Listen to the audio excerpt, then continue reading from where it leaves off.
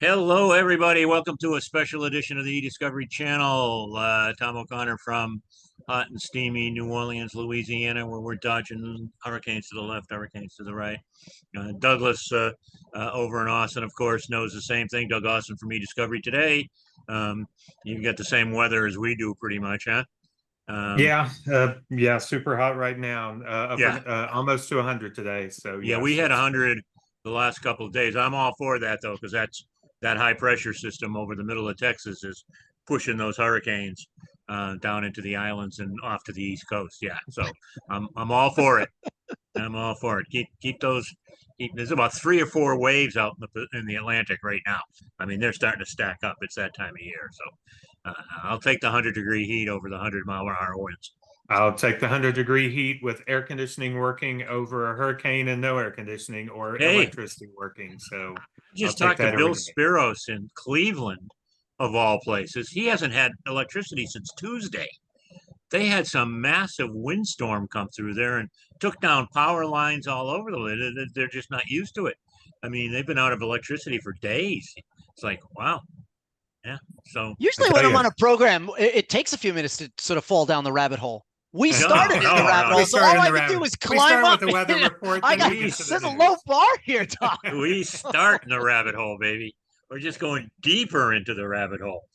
Hey, we're really pleased to have with us. I'm sorry, I had it written down here. Who is that? I'm looking for a reminder of Yes, it. where can it be? Should I change What's the his name? sign? Something I can do here? Ari Kaplan is joining us today. Uh, and Ari should be known to. If you don't know who Ari is, well, really, you should just turn this off and go watch You should be Oprah. turning the Because, Weather Channel to get some legitimate news about yeah, what's going on, the right. temperature, the cloud coverage. Come on, Something. people. Yeah. Um, Ari's, what can I say about Ari that he hasn't already said about himself all over the internet? Um, he's a he's a consultant. He's an author. He's a lecturer. He's a writer. He's a bon vivant. He's a Uh, runner. A he's ball oh, I was going to before. say He's anybody totally. who has attended a show that Ari is at will know that, like I am a religious attendee of his morning runs at the shows. Um, and by a religious attendee, I mean I'm outside with a cup of coffee, smoking a cigar, and laughing at everybody, asking which way the nearest Dunkin' Donuts is.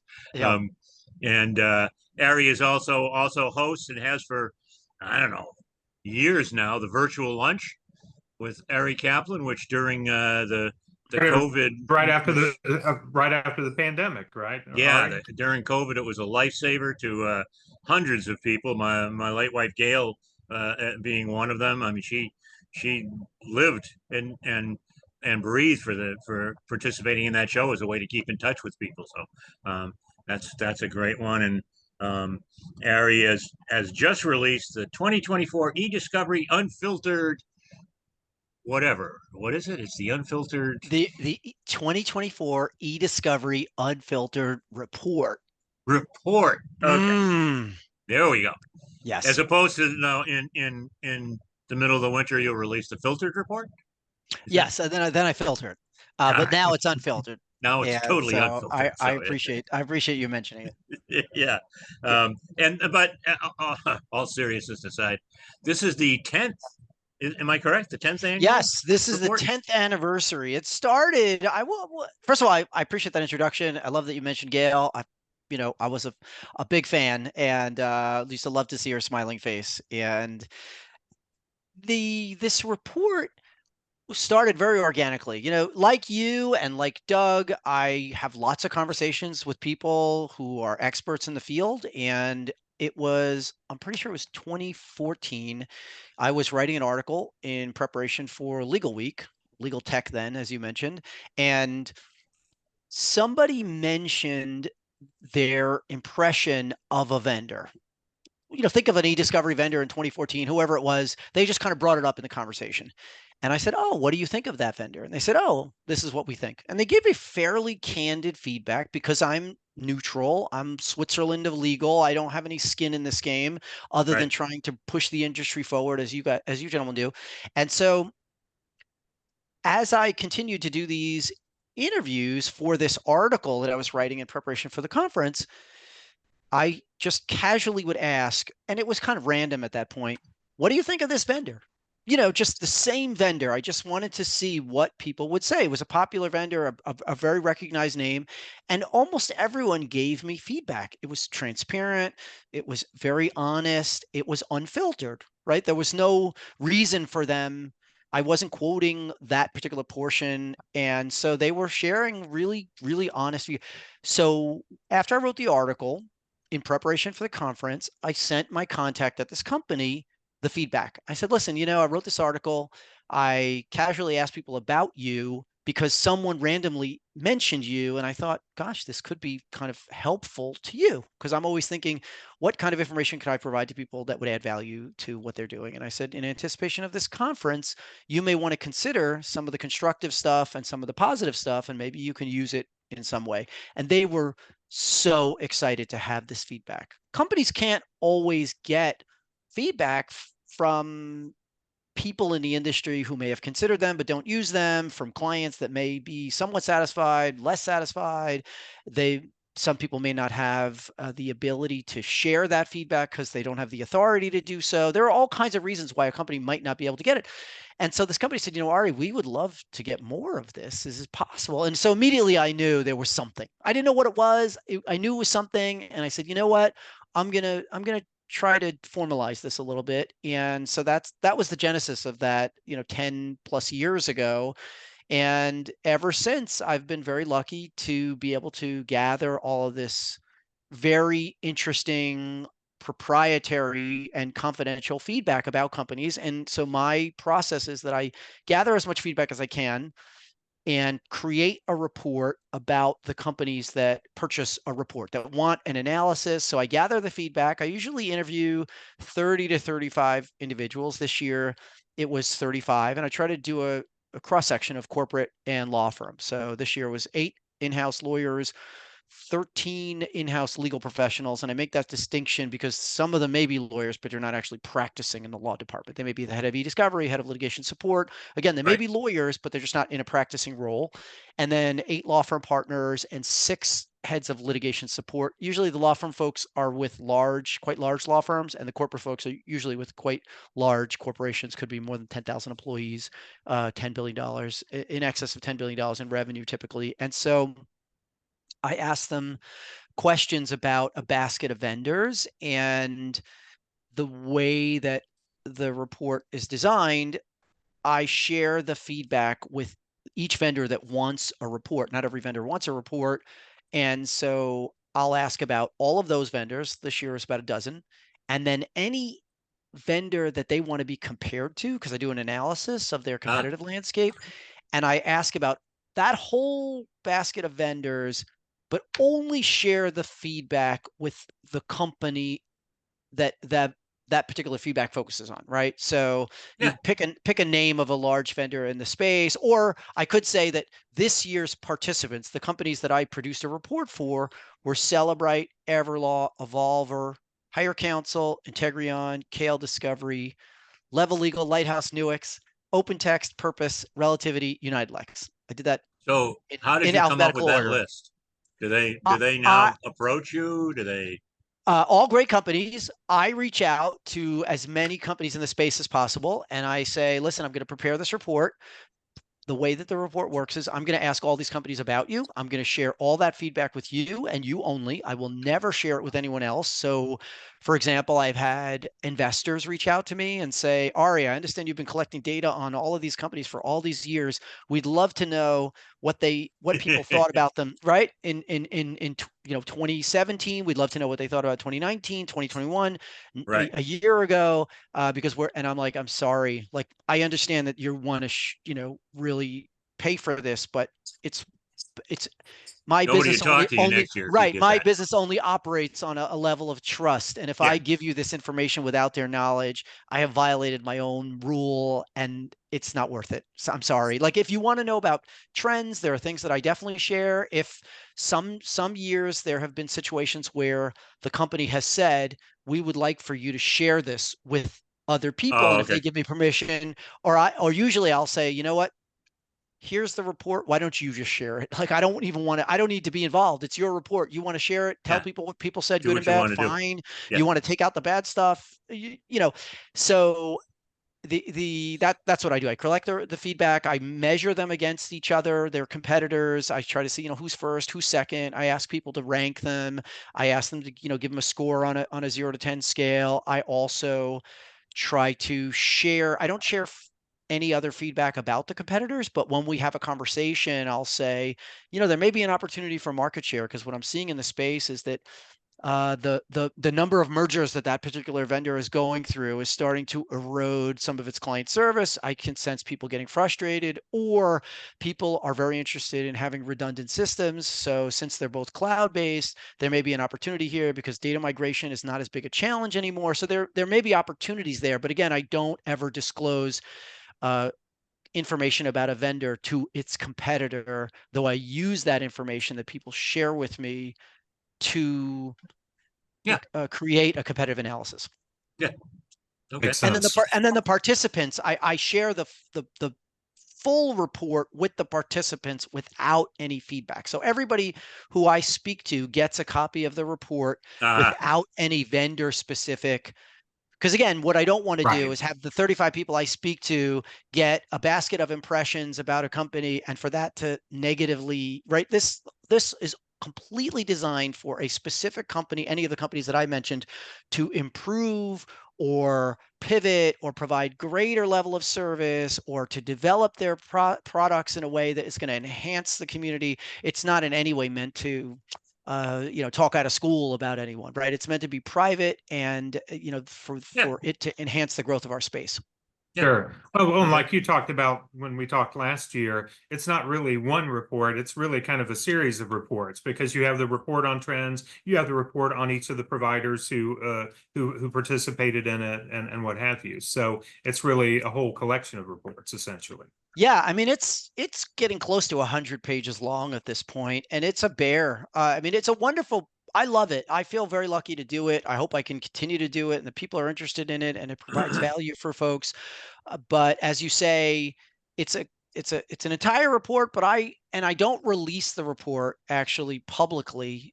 It's meant to be a value add for the people who take their time to speak with me, because those interviews can be 90 minutes long. Like, people are very generous with their time, and in exchange for the law firm individuals or the in-house lawyers and professionals, I will say, in addition to thanking you with the report, should your team ever need an independent perspective, please call Yeah. me. I'm happy to spend that time with you, obviously at no cost, just as a way to say thank you, to elevate the profession.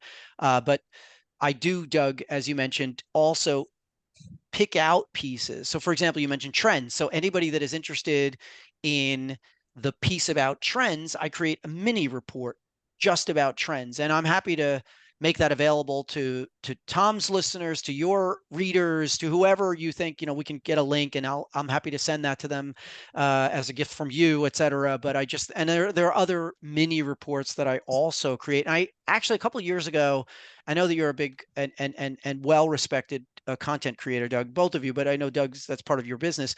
So years ago, a company who was subscribing, I call them subscribers, the companies that I mentioned, asked me if they could give the report as a download. And I said, I really don't do that. It's hard for me to reconcile charging people for the report and then you giving it away. I said, but what if we created bespoke mini reports with your branding that spoke to a key issue of yours? So if your issue was data reuse or leveraging eDiscovery software for tasks beyond litigation, why don't we take those pieces and maybe a chart here and a perspective there, and I'll have my designer put together just a 8-page report or a 9-page report, and you could use that as a download, and it'll give you an opportunity to have a piece of marketing collateral and yet reconcile the idea of me not giving away the report to everyone.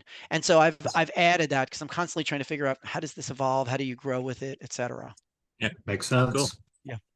So let's talk about this year's report. Yeah. And some of the trends you're seeing. What are some of the things you were hearing from the participants that were unique about this year that really stood out to you?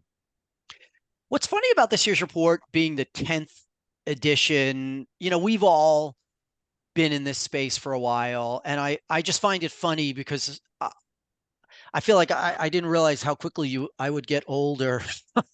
Having children in college now, like I didn't realize how fast. My Nana said it's gonna, when I was worried about not getting taller when I was a kid, she's like, oh, someday it's just gonna fly by. And lately, I feel like I say things like, wow, when I started in this space, there wasn't even a thing called eDiscovery, or there wasn't legal tech was the most uninteresting space on earth, and now people talk about it like it's fintech, and it's driving the stock market to new highs. You're seeing $1 billion in fundraising in a week. It's incredible, and I love it, and I know that we all do, because it just lifts all of our opportunities. But the interesting thing was, even over the last few years, the idea of eDiscovery in the cloud or remote review, or some of these things that were kind of novel for a while, or even cloud-based review tools. There was a universe there where, oh, what do you think about this, and the competition,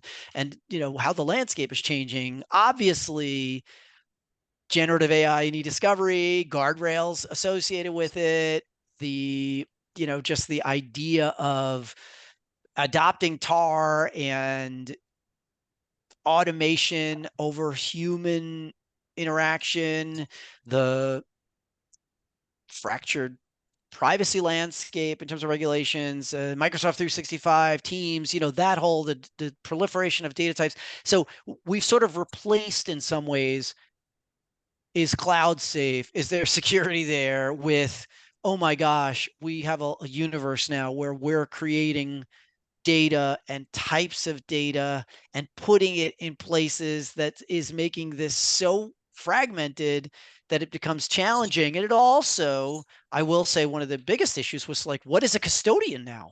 And a lot of people Right. were struggling with that. It's sort of, okay, so Tom has a computer, and Tom's stuff is backed up somewhere, but Tom's communicating in ways that, even those pieces of communication are not even all aligned together. And so Tom himself can't be the custodian alone. There are tentacles to what Tom's doing, and his communication profile and style, and the platforms that he's using, and whether one is encrypted and one is open source. It's become really, really complicated. And luckily, the people that I'm talking to, just like the people that you gentlemen speak to, are sophisticated, right? Even the most sophisticated users, though, don't have a handle on what is going to happen with a large language model and generative AI and eDiscovery a year from now. The one thing I will say, and then I'll stop, is the interesting thing that seems to have occurred is that for all of the years of acceptance of technology assisted review, predictive coding, for all of the advocacy and expertise of Professor Grossman and all of her research, and Judge Peck and all of the leaders who have shown us that this is trusted, valid, and acceptable, we still have people who are not inclined necessarily to use it. However, what seems to have happened with the emergence of generative AI in this space is that people are essentially now the risk tolerance and the perception of risk has changed, so that generative AI and eDiscovery has created this different level of risk. People are not certain about it, so the risk seems higher. Whereas now with technology assisted review or predictive code, people are like, that's like totally proven. We've had a decade plus of this. I think that's pretty good. I'm going to go with that. But this thing, still a little nervous. And so, because you now have something that has leapfrogged in uncertainty and risk, what has been proven to be tried and true and acceptable and effective and cost centric has become a little bit less risky in the perception. And the perspectives that I captured were much more accepting, and people saying, you know what, I don't know why I wouldn't use that. This is something we're looking at, but this, I think that's pretty cool. And I think it's going to be really effective and our clients understand it. And oh, by the way, working in the cloud, everybody, it seems to have, we seem to have crossed that chasm, if you will. And there's been an acceptance of some of these things, remote review, obviously all of these things that people were concerned about, security protocols, individual behavior, safety of data, protection of your infrastructure, all of that seems to have been addressed. And now the question is, what's next? Yeah, I couldn't agree more. And what you talked about with the cloud and custodians, it's almost, like we've been talking about the move to the left on the EDRM and all the focus toward the left side. But with that data not really in a place where you could say you can easily go and put litigation holds on every piece of a custodian's data, then it almost forces you back into a right side situation where you're saying, I've got to preserve a custodian. I have to go collect all the different tentacles that are tied to them and basically pull it so that I have that preserved, which then gets you right back into not taking advantage of some of those left side capabilities, right? Yeah, and one of the things that I like about this report is that I ask questions about what you're spending. How much does it cost for processing, hosting, review, product, like all of the different elements that you're talking about, left side of the EDRM, right? Like I'm trying to assign values to things, because if people are spending less or spending more, it indicates a level of acceptance.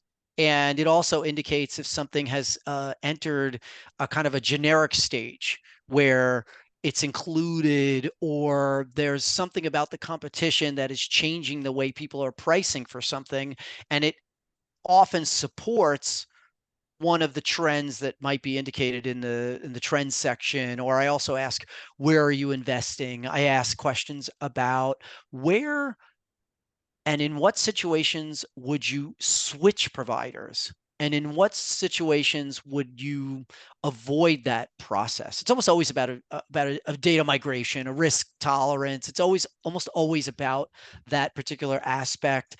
And I also ask, what do you value most? What are the qualities that matter most to you when you're working with a provider or a particular application? And a lot of those are fairly predictable in terms of, we want to work with a trusted provider, we would like a partner, we want people to own their mistakes. But it's fascinating to me that that's still a challenge. Like why are people still saying that? They're still saying it because they don't feel like there's a sufficient level of trust, or they don't feel like the transparency level is high enough that there's accountability and also support. So we're still having these conversations because we have not quite reached that level of equilibrium that meets expectations.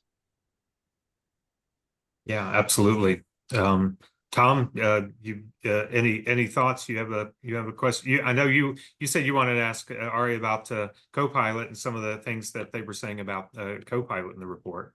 Well, what struck me about that, and it goes to that point of how are people making decisions? Um, in many cases, I think decisions are being made for them. If Microsoft is going to move away from desktop um, storage and into the cloud, um, they're going to bring corporate clients with them kicking and screaming, whether they like it or not. I was really struck by a report I saw this morning that I forget who it was from, but 65% of corporate IT have not switched from Windows 10 to Windows 11. That's a phenomenal number, which Wow. indicates a reluctance to embrace um, some of the things that Microsoft is doing. But it could also just be cost. Switching to Windows 11 means in many cases switching hardware, which is a huge cost. I mean, how many computers does Boeing have to buy to do that? Um, so there's in some cases it's a risk assessment, but in other cases it's, whoa, how are we going to do this? How are we going to afford this? And then so the one question that kept one comment that I saw a lot in the report, Ari, was different people and all the different areas of people you talk to kept saying, yeah, that co-pilot thing. Like we're looking at it, but we're not really sure about it, and we want to get a little more comfortable with what it does.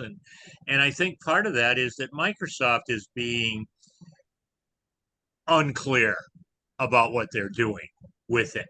Who was it I talked to the other day? Doug, was it you and I? We talked to somebody. Oh, it was Greg Buckles, I think, who said when we asked him about what's going on with Microsoft Right. and Microsoft 365, Greg said, "Man, we're riding on a spaceship that they're building while we're flying it.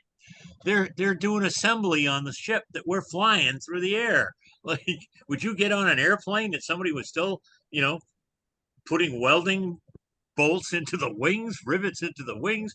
He Hey, said you, that, hey, you mentioned Boeing. That's I mean, these days. yeah, yeah. Well, well, And so much of that, any opinion of Microsoft or Boeing aside, Right, right. I will highlight that I conducted these interviews in a very brief 2-week period in yeah, January prior to legal week. And so if you were to think back to what was happening about 8 months ago, right.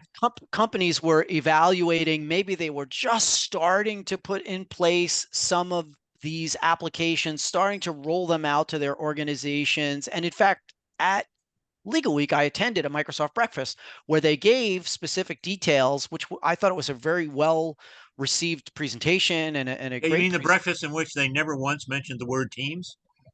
Yeah, I was at that breakfast too. Never once. that aside, I will Never just say once. they The word teams articulated was not mentioned they in that articulated breakfast. a plan Yeah, for they articulated a plan for how they were going to ensure security and give people yeah. configurability. And so I think that there was a lot of uncertainty in January. And if I were to do this, do a mid-year version, which I don't do, although I actually would be a great idea. But if I did a mid-year version or quarterly, I think that our flash survey in the summer, I think you might have different perspectives and people The might be more discussion familiar now. and that, but that's the problem is, especially in our business, lawyers are. It was Monty Ahalt years ago, judge in Maryland, one of the early electronic judges, said, we're the only business in the country where we work by looking in the rear view mirror. We want precedent. We don't want to be the person out front. And not only is this all new, but it changes so fast. Like you said, you know, January, there was a discussion about a roadmap. And if we had that discussion now, there would be lots of new considerations and facets and not out of any obfuscation, but just this is all changing so rapidly. We went from Rene Descartes in the 1600s comes up with this little thing called calculus, right? And it's another 300 years, right, till we start talking about advanced math and electricity. And now we're talking about 6 months. And we're Well, talking about I understand that a concern. I will say that the one really interesting takeaway from these discussions was that technology aside, advancements aside, this conversation of are we looking back? Are we looking forward? Is pushing almost all of these organizations to at least recognize that the quality of their data is going to influence how these tools work and how they evolve in their usage of these tools. So a lot of organizations are definitely reimagining their workflow. They're looking at their tools. They're deciding whatever application we use, wherever we put the data, the cleanest data possible is going to give us the best result. You're seeing that now with generative AI, but you're also seeing organizations really reimagine. You're seeing that the eDiscovery leaders, I find this amazing, but our peers in eDiscovery, many of us have like toiled away in obscurity. I know that as someone that's been covering legal tech for 2 decades or something like that, nobody really, there was a tiny group of people that really cared. All of a sudden, it's super interesting. You see it in mainstream media, but for a very, very, very long time, it was yeah. uninteresting to almost everyone except us. And so, but what I think that you're seeing now, which I find wonderful, is that people with true e-discovery experience and true data science experience are now leveraging that as the foundation of something greater that has a greater impact on an enterprise, like innovation or some sort of data management role or AI governance, something or other. And you're seeing them have a very effective and influential seat at the table because they've spent so many years understanding project management and budgeting and personality, being the ambassador of personalities in very high stakes matters. And that was a key takeaway in a lot of the themes, because I asked questions about where are you having the greatest challenge and how are you addressing that? And of course, I still asked about the pandemic, but we are several years out. And while the idea of maybe having everything on site is no longer generally the expectation, I think the idea of, I probably next year won't ask, is the pandemic still affecting eDiscovery? Look, hopefully that's the case, and I don't have to ask that question.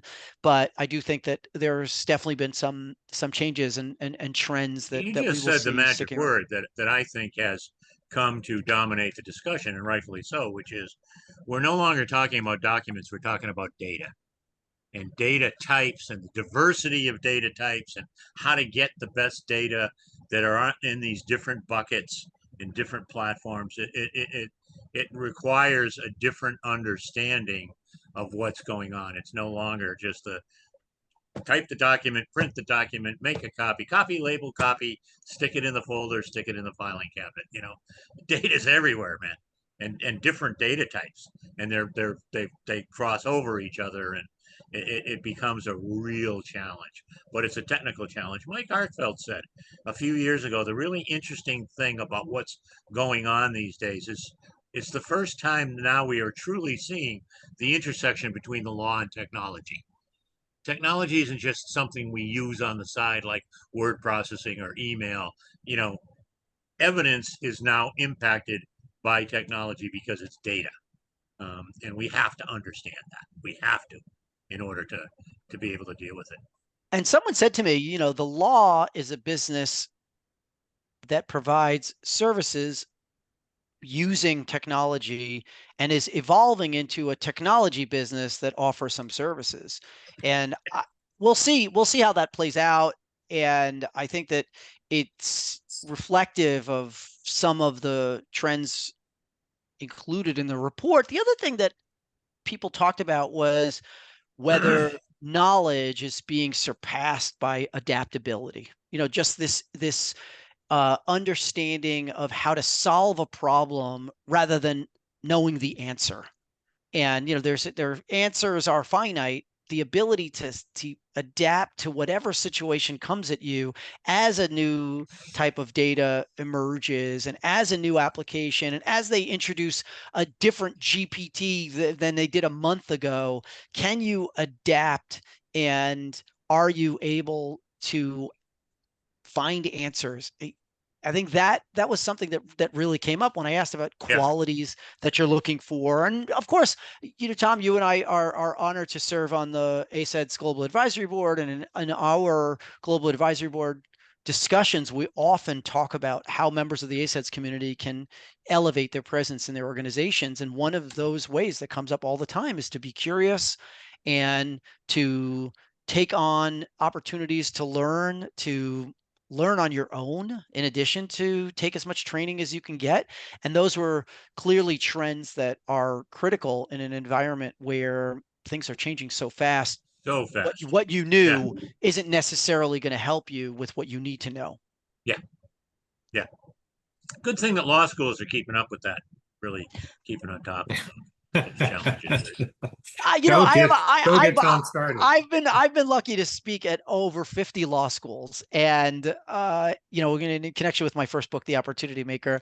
And I do have to say that there is and I think this is true of practitioners. I think it's true of any professionals in legal, that it's more important than ever that we recognize that we're sort of the key to elevating our opportunities. I don't think that any of us can really rely on a period of education or preparation that we're supposed to get to, the bar, to pass the bar exam, or to handle a finite matter. I just think we have so many opportunities now to upskill that we should really seek those out. And the people that do tend to give themselves a greater advantage. Yeah. Oh, I totally agree.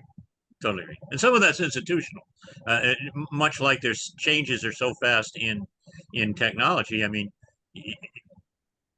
I come from a family of educators. My father was a teacher and a high school principal, and my sister's a superintendent of schools of a system in Connecticut, and a lawyer. She's both, a really interesting crossbreed there. But you know, again, changing that sort of an institution to reflect the changes that we're talking about is difficult to do. How do you implement curriculum to reflect what's going on when what's going on is changing on such a quick basis? It's really incredible. So, yeah, I think you're right. It takes the people who understand this and who are working with some of this to do it and keep the rest of us informed. So, Yeah, it's a curriculum challenge. It's a real world challenge. I mean, yeah, eDiscovery, we talk about workflows. Well, workflows are constantly changing now because the data is changing, the challenges are changing, the data is not in concise places anymore. It's all spread out, yeah. and those are the types of things that we're wrestling with every day. So That obviously is we a could. nice segue. Can I just say, Doug, that's a nice segue Yeah, because I'm speaking at ILTA I was just next going to week. say, So let's talk about ILTA next week. On Yeah, Tuesday the 13th, 9 a.m., I'm participating in a presentation called Reimagining Your Workflow. yeah. And I'm excited to be having that conversation also with a leader at Kraft Kennedy and with the team at ShareFile. So I think that it's going to be a really great discussion, and it's clearly a theme that's been resonating. Yeah. Yeah, And absolutely. that's a great way of segueing into we're running out of time. Obviously, the three of us could talk about this forever. I'm actually looking forward to seeing you both in Nashville and talking about some of these things and getting these discussions going. One of the things that Yeah, ASETS is having a reception on Tuesday. Excellent. So I hope people will join. I think it's at 5:30. Yeah, yeah. And that was if there's something that I think we have come out of from the whole COVID thing is that we're getting back to these face-to-face meetings with people attending and generating some of that excitement of face-to-face knowledge exchange again. So that's great. Any Although last comments? I do find people meeting with me sometimes like searching for the leave button, the leave meeting, but they can't because they're stuck looking at me, Tom. They're stuck with you. They're Right, just like, yeah. they're like, I see them like, what are you doing? See, This that's is the not old. Zoom. I'm literally standing in front of you. Why are you pushing a leave meeting button? That's where you got to master the art of the Irish goodbye, which is where did Tom go? You just leave. Well, you mentioned Right. at the outset. So there's a run on Wednesday morning at 6:30. Oh, I'll be there. I hope people will join. I'm telling you, it's so much more fun than people think it will be, and 6:30 isn't as early as people expect. Oh, I'm up at FOMO. 5:30 every day. Although people say to me all the time, "I'm sorry, I missed your run today," and I'll say, "Oh, the run is actually tomorrow." And they'll say, but then they'll say the same. They'll say the same thing. They'll be like, "I'm sorry, I missed your run tomorrow." And there was never an intention. But if you look on LinkedIn, I posted something about just something quirky like your sneakers really want to take a trip to Nashville and they will miss you if you don't take them with you, and just something silly about that. And there was a ton of comments of people who are like, I'm so excited, I look forward to it. Last year was so much fun, so I hope people will come.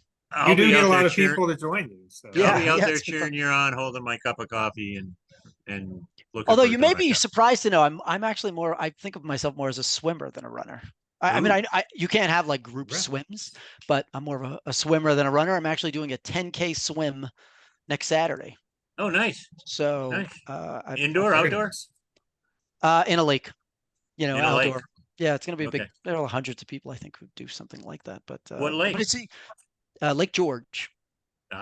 In New York. Yeah. Yeah. Oh, yeah.